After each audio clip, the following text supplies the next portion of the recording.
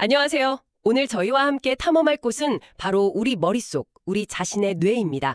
혹시 뇌가 평생 똑같은 모습으로 유지되는 게 아니라 모르는 사이에 미세한 유전적 흉터들이 계속 새겨지고 있다는 사실 들어보셨나요?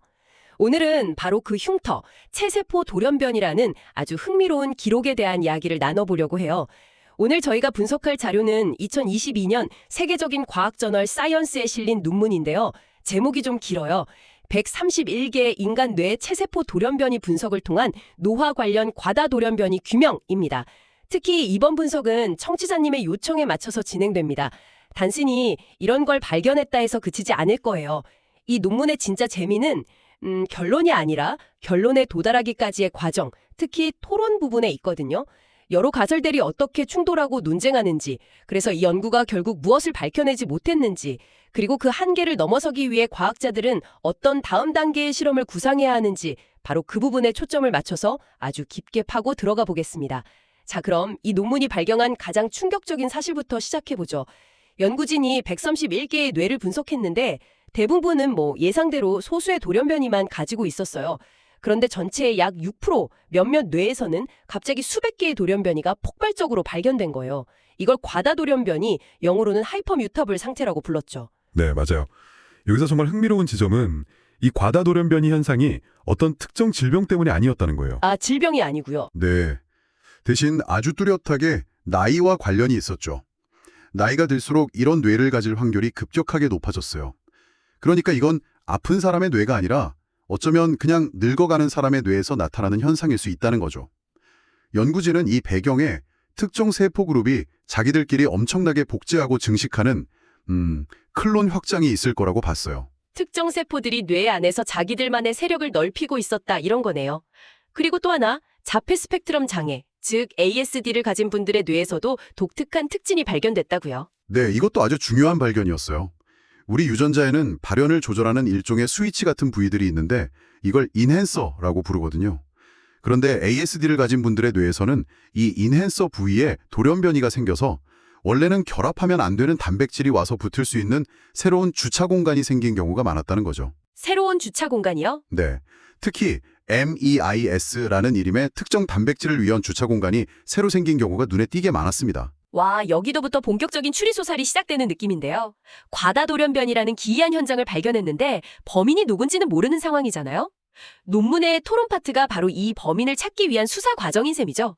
용의선상에 오른 첫 번째 가설은 뭐였나요? 첫 번째 용의자는 곡소적 신경교세포 증식이에요. 뇌에는 주인공인 신경세포, 즉 뉴런 말고도 이들을 돕는 보조세포인 신경교세포가 있거든요. 나이가 들면 뇌의 특정 지역에서 이 도우미 세포들이 갑자기 늘어나는 경우가 있어요.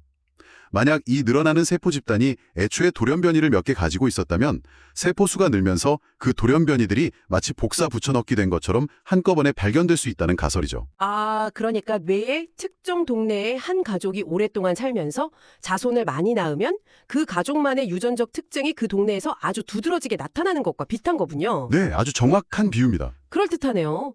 그런데 우리가 모르는 사이에 앓고 지나간 뇌종양의 흔적일 수도 있다는 약간 으스스한 가설도 있었죠. 네, 그것도 유력한 용의자 중 하나예요. 사실 우리 몸에선 암세포가 생겼다가 면역 시스템에 의해 저절로 사라지는 일이 꽤 자주 일어나거든요. 아주 초기 단계의 뇌종양이 생겼다가 자연적으로 사라졌거나 증상이 없어서 우리가 몰랐을 뿐이고 그때 증식했던 세포들의 유전적 흉터만 남았을 가능성도 충분히 생각해 볼 수 있다는 거죠. 그런데 가장 복잡하고 논쟁적이었던 가설은 범인이 뇌 안에 있는 게 아닐 수도 있다는 거였어요. 수사 방향을 뇌 바깥으로 돌린 거죠. 이건 정말 의외였어요. 맞아요. 바로 클론성 조혈이라는 현상과 관련된 가설이에요. 말이 좀 어려운데 클론성 조혈이요. 쉽게 말하면 뭔가요? 피 속에 복제인간이라도 생긴다는 건가요? 하하, 거의 비슷해요. 우리 피를 만드는 공장, 즉 골수의 줄기세포 중 하나가 약간 고장나서 자기 자신이랑 똑같은 복제품을 엄청나게 찍어내는 거예요. 나이가 들면 이런 복제품 군단이 우리 혈액의 상당 부분을 차지하게 되는데 이게 바로 클론성 조혈입니다. 아하, 피 속에 클론 군단이군요. 그런데 그게 뇌랑 무슨 상관이죠? 이 가설의 핵심은 이겁니다. 나이가 들면 뇌와 혈액을 분리하는 뇌혈관 장벽이라는 방어력이 약해지거든요. 이 방어벽이 뚫리면 돌연변이를 가진 그 클론 군단 혈액세포들이 뇌 조직 안으로 스며들어와서 마치 원래 뇌에 있던 돌연변이처럼 보였을 거라는 추측이죠. 외부 침입자 설이네요. 네, 실제로 이 가설을 뒷받침하는 증거도 나왔어요. 과다 돌연변이가 발견된 뇌에서 클론성 조혈을 일으키는 걸로 이미 잘 알려진 특정 유전자들의 돌연변이가 발견된 거죠. 일종의 지문이 현장에서 나온 셈이군요. 맞습니다. 특히 NC7이라는 뇌 샘플에서는 혈액세포가 많이 섞여 있다는 정황 증거까지 나왔고요. 와, 지문까지 나왔으면 거의 범인으로 확정된 거 아닌가요? 굉장히 그럴듯하게 들리는데요. 하지만 이 논문의 백미는 여기서부터였죠. 연구진은 여기서 멈추지 않고 이 가설을 더 집요하게 파고들었어요. 맞아요. 여기서부터가 정말 과학적 추리의 묘미죠. 연구진은 NC7 뇌 샘플을 더 깊이 분석해서 결정적인 반박 증거를 찾아내요. 만약 외부에서 침투한 혈액세포가 범인이라면 그 세포들에서는 T세포나 B세포 같은 면역세포의 특징이 뚜렷하게 보여야 하거든요. 그렇죠. 침입자니까요. 그런데 그런 증거가 전혀 나오지 않았어요. 어라? 그럼 지문은 나왔는데 용의자의 인상차계가 전혀 다른 거네요. 정확해요. 심지어 정반대의 결과가 나왔습니다. 문제의 돌연변이들이 혈액세포가 아니라 뇌의 핵심인 신경세포, 즉 뉴런을 따로 분리한 샘플에서 훨씬 더 높은 비율로 발견된 거예요. 잠깐만요. 그럼 혈액세포가 범인일 거라는 가설이 거의 뒤집히는 거 아닌가요? 뇌 바깥에서 들어온 침입자가 아니라 처음부터 뇌 안에 있던 내부자 소행이라는 쪽으로 수사가 확 기우는 거네요. 이건 정말 큰 반전인데요. 네, 바로 그 지점입니다. 이 발견은 클론 확장의 진짜 기원이 외부 침입자가 아니라 아주 오래전 우리가 태아였을 때 뇌가 만들어지는 과정에서 생긴 신경계통 세포 자체일 수 있다는 새로운 가능성을 열어준 거죠. 즉, 아주 이른 발생 단계에 신경줄기세포 하나에 돌연변이가 생겼고 그 세포의 후손들이 뇌의 여러 곳으로 퍼져나가 자리를 잡았을 거라는 그런 시나리오예요.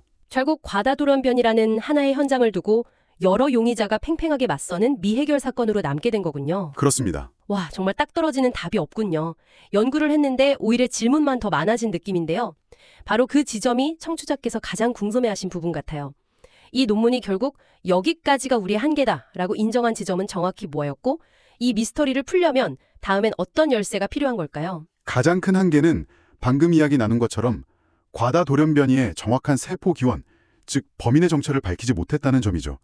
신경교 세포인지, 신경세포의 조상인지, 아니면 여전히 혈액세포의 영향인지 여러 가설이 난립하는 상황이니까요. 또 하나의 중요한 한계는 ASD 관련 발견이에요. ASD 환자의 뇌에서만 유전체의 일부가 뭉텅 잘려나가는 결실이라는 형태의 돌연변이가 발견됐는데 분석한 뇌 샘플 수가 너무 적었어요. 그래서 이게 정말 의미 있는 패턴인지 아니면 그냥 우연의 일치인지 확신하기 어렵다는 한계가 있었죠. 좋습니다. 그럼 이제 우리가 이 논문의 공동 연구자가 되었다고 상상해보죠. 이 명확한 한계들을 정면으로 돌파하기 위한 다음 연구 계획, 즉 이 미스터리를 풀기 위한 2단계 수사 계획을 세워본다면 구체적으로 어떤 실험들을 제안할 수 있을까요? 명확하게 3가지 핵심적인 후속 연구를 제안할 수 있어요. 첫째, 대규모 단일 세포 분석입니다. 기존 연구는 뇌 조직을 일종의 믹서기에 넣고 갈아서 전체 평균값을 본 것과 같아요. 하지만 단일 세포 분석 기술은 조직을 구성하는 세포 하나하나의 유전 정보를 따로따로 읽어내는 훨씬 정밀한 기술이거든요. 아, 범죄 현장에 있는 모든 사람을 한꺼번에 신문하는 게 아니라 한 명씩 독대해서 신문하는 거랑 비슷하네요. 정확한 비유예요. 이 기술을 쓰면 수백 개의 돌연변이를 공통으로 가진 그 클론 군단 세포들이 정확히 어떤 종류의 세포인지, 즉 신경교 세포인지 특정 신경세포인지 아니면 정말 침투한 혈액세포인지 그 신원을 명확하게 밝혀낼 수 있어요. 과다 돌연변이 기원에 대한 논쟁을 종식시킬 가장 확실한 방법이죠. 그렇군요. 두 번째는요? 둘째는 AST 코호트 확장 연구가 시급해요. 소수의 AST 뇌에서만 발견된 결실 돌연변이가 과연 진짜 패턴인지 확인해야 합니다. 이건 마치 한두 개의 범죄 현장에서 특이한 증거를 발견했을 때 이게 이 범죄 유형의 특징인지 알아보려면 비슷한 다른 현장들을 더 조사해봐야 하는 것과 같아요. 훨씬 더 많은 AST 환자의 뇌와 정상 대조군의 뇌를 분석해서 만약 더 큰 규모에서도 일관되게 AST 그룹에서만 이 결실 돌연변이가 많이 발견된다면 이건 AST의 새로운 원인을 밝혀낼 수도 있는 어마어마한 발견이 될 겁니다. 통계적으로 우연이 아님을 증명하는 게 핵심이군요. 마지막 세 번째 계획은 뭔가요? 마지막은 AST 뇌에서 발견된 MES 단백질 주차 공간 돌연변이에 대한 기능 연구예요. 아, 그 주차 공간이 실제로 어떤 역할을 하는지 보는 거군요. 네, 지금까지는 새로운 주차 공간이 생긴 것 같다는 정황 증거만 있는 거잖아요. 그래서 실제로 MES라는 자동차가 거기에 주차를 하는지 그리고 주차를 해서 주변 교통 흐름, 즉 유전자 발현을 어떻게 바꾸는지는 아직 몰라요. 이걸 증명해야죠. 어떻게 증명할 수 있죠? 실험실에서 키우는 미니뇌, 즉 뇌 오가노이드 모델에서 유전자 편집 기술로 그 돌연 변이를 일부러 만들어주는 거예요. 그리고 지켜보는 거죠. MES 단백질이 정말 그 자리에 와서 딱 붙는지, 그리고 그 결과 주변 유전자들의 스위치가 펴지거나 꺼지는지를 직접 관찰하는 실험을 해야 합니다. 가설을 현실로 증명하는 단계인 셈이군요. 맞습니다. 자, 그럼 오늘 나눈 이야기를 정리해 보겠습니다. 오늘 우리가 깊이 파고든 연구는 우리의 뇌가 고정된 조직이 아니라 평생에 걸쳐 변화하고 자신만의 역사를 유전자에 새기는 아주 역동적인 공간이라는 걸 보여줬어요.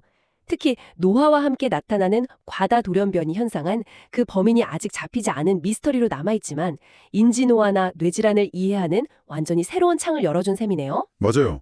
그리고 이 연구는 우리에게 아주 중요하고 도발적인 질문 하나를 남겨요. 최근 의학계에서는 간단한 혈액 검사로 클론성 조혈 현상을 발견하면 그 사람이 미래에 혈액암에 걸릴 위험이 높다고 예측하거든요. 일종의 미래 예측인 셈이죠. 그렇다면 오늘 우리가 이야기한 뇌 속의 이 미세한 유전적 흉터나 클론 확장 현상도 미래의 알츠하이머 같은 신경 퇴행성 질환이나 다른 정신질환이 생길 위험을 미리 알려주는 바이오마커가 될 수 있지 않을까요? 지금 이 순간에도 우리 뇌 속에 조용히 새겨지고 있는 이 기록들이 과연 수십 년 후 우리의 건강에 대해 무엇을 말해주게 될지 앞으로의 연구가 더욱 기대되는 지점입니다.